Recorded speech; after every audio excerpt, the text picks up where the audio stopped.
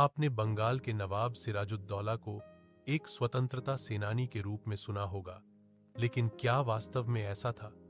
आइए जानने का प्रयास करते हैं। सिराजुद्दौला का जन्म 1733 में मुर्शिदाबाद में हुआ था। उनके पिता मिर्जा मोहम्मद हाशिम और माता अमीना बेगम थीं, जो बंगाल के शक्तिशाली नवाब अलीवर्दी खान की बेटी थीं। पिता मिर्जा मोहम्मद हाशिम हाजी अहमद के पुत्र थे, जो नवाब अलीवर्दी खान के बड़े भाई थे। माता आमिना बेगम नवाब अलीवर्दी खान की सबसे छोटी बेटी और शरफुन्निसा बेगम की संतान थी। अलीवर्दी खान, जो बंगाल के शक्तिशाली नवाब और सिराजुद्दौला के नाना थे, उन्होंने सिराज को बचपन से ही अपना उत्तराधिकारी मान लिया था। सिराज अपने नाना के बहुत करीब थे और उन्हें बचपन से ही नवाबी के लिए तैयार किया जा रहा था। 1752 में अलीवर्दी खान ने सिराज को अपना उत्तराधिकारी घोषित किया। 10 अप्रैल 1756 को अलीवर्दी खान की मृत्यु के बाद सिराज ने 23 वर्ष की उम्र में बंगाल की गद्दी संभाली। कई लोग कहते हैं कि सिराजुद्दौला ने बंगाल के लिए अंग्रेजों के खिलाफ पहली लड़ाई लड़ी और विश्वासघात के कारण हार गए, लेकिन इतिहासकारों के अनुसार यह लड़ाई स्वतंत्रता संग्राम नहीं थी, बल्कि सत्ता और व्यापारिक हितों की टकराहट थी। आइए इस ऐतिहासिक सच्चाई को समझने का प्रयास करें। ईश्वर चंद्र विद्यासागर ने सिराजुद्दौला को निशार्श राक्षस, निर्दयी राक्षस कहा, क्योंकि उनके अनुसार सिराज का शासन क्रूर, अनियंत्रित और नैतिकता से रहित था। सिराज ने सत्ता में आने के बाद कई अनुचित और हिंसक कार्य किए।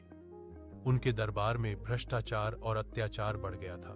विद्यासागर ने सिराज को एक ऐसा शासक माना जो व्यक्तिगत विलासिता और कठोरता में डूबा हुआ था और जनता के हितों की अनदेखी करता था। उन्होंने सिराज के चरित्र को नैतिक पतन का प्रतीक बताया, इसलिए उन्हें निशार्श राक्षस कहा। अलीवर्दी खान की मृत्यु से पहले ही सिराज का चरित्र दरबार में बुरा माना जाता था। वास्तव में उसने खुद को केवल व्यसनों में ही नहीं, बल्कि क्रूरता में भी पहचान बनाई थी। हिंदू महिलाएं गंगा किनारे स्नान करने जाती थी। सिराजुद्दौला अपने जासूसों से यह पता लगाया करता था कि उन महिलाओं में से कौन सबसे सुंदर है, और फिर वह अपने लोगों को छोटे छोटे नौकाओं में भेष बदलकर उन्हें उठाने भेजता था। वह अक्सर बरसात के मौसम में दिखाई देता था, जब नदी में पानी बढ़ जाता था। वह नौकाओं को डुबोकर या उलटकर सैकड़ों लोगों, पुरुषों, महिलाओं और बच्चों को डूबने और मरने की क्रूर खुशी लेता था। उनमें से कई तैरना भी नहीं जानते थे, इसीलिए वे निश्चित रूप से मर जाते थे।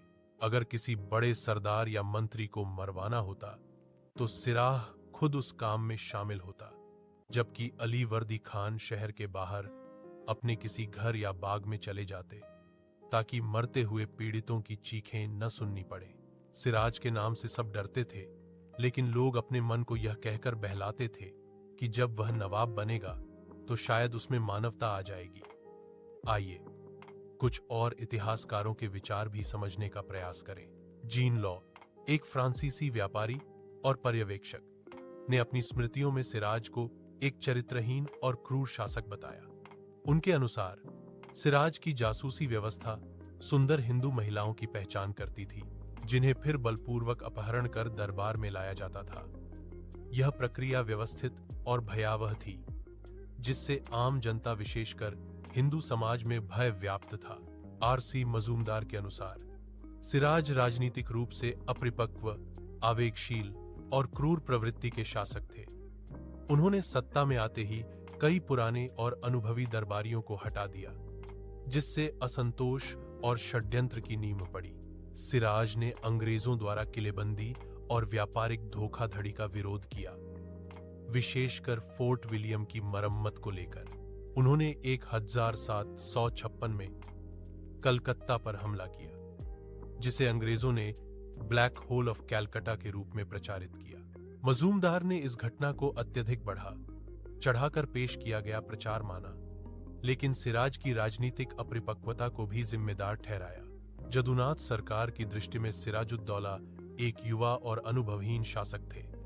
उन्होंने 23 वर्ष की उम्र में बंगाल की गद्दी संभाली, लेकिन उनके पास शासन चलाने का अनुभव नहीं था।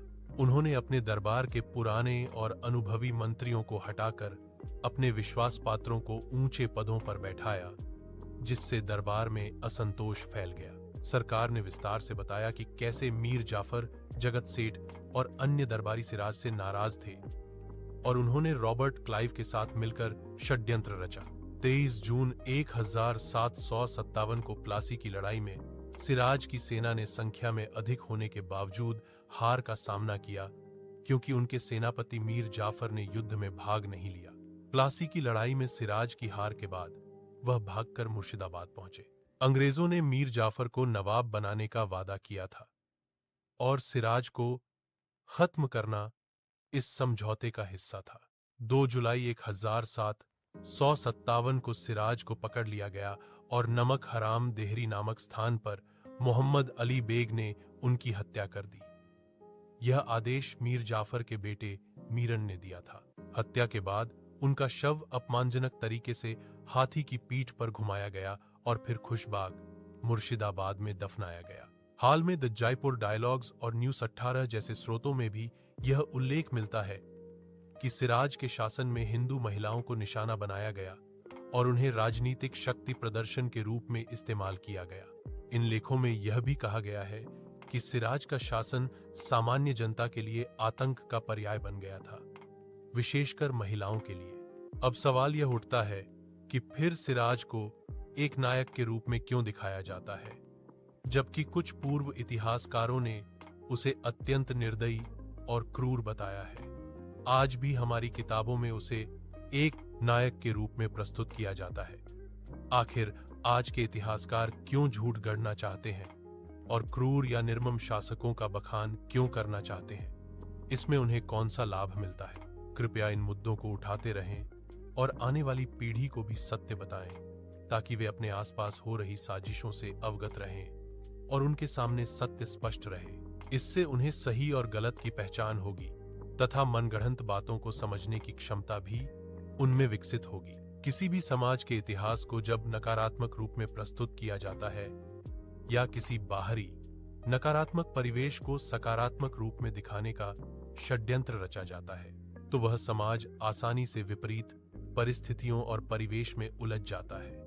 इसके परिणाम स्वरूप वह अपने अस्तित्व को नकार देता है और बाहरी साजिशों का शिकार हो जाता है। यदि आपको यह वीडियो पसंद आया हो तो कृपया इसे लाइक करें, शेयर करें और चैनल को सब्सक्राइब करें। धन्यवाद।